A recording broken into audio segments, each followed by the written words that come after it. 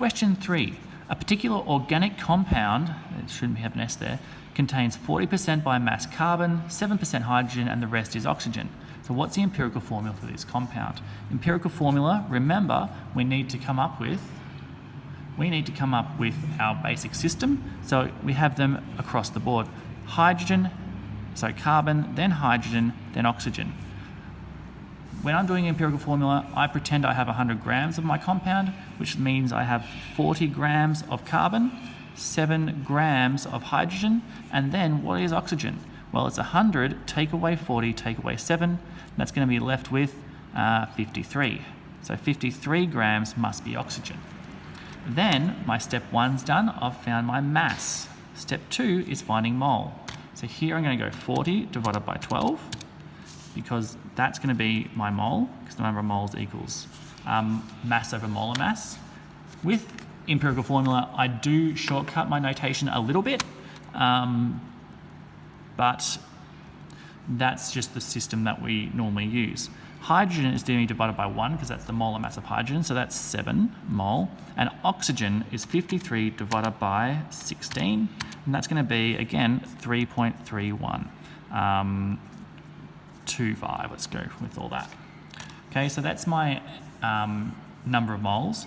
My step 3 here is going to be divide by the lowest number of moles. So I'm going to divide all this by 3.31.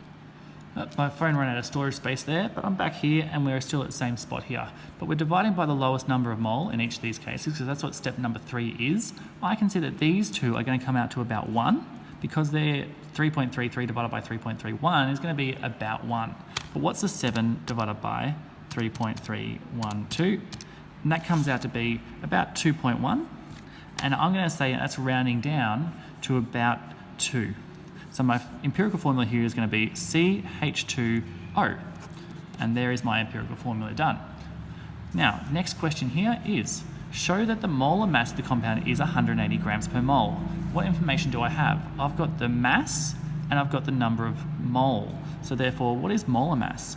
If number of moles equals M over MR, I could rearrange that to say molar mass equals the mass divided by a number of moles.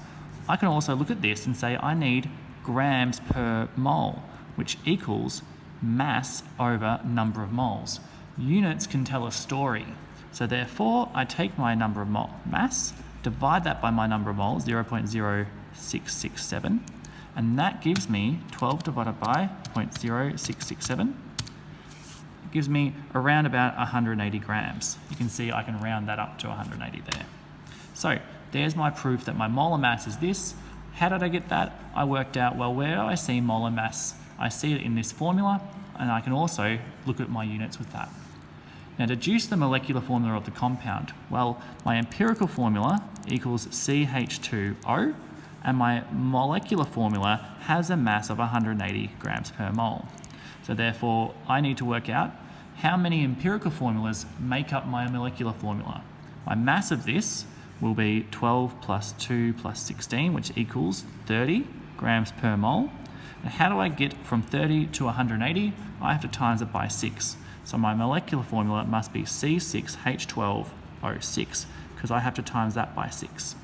All right, so therefore you can see which multiple of my empirical formula is my molecular formula. And that's that question done. Going through it, there's a couple of tricky parts in it, but this is probably one of the trickiest ones. And as soon as you start to realize, well, how do I actually work out things with random units, or how do I work out a molar mass? Where have I seen molar mass before? You can start to play around and get that answer.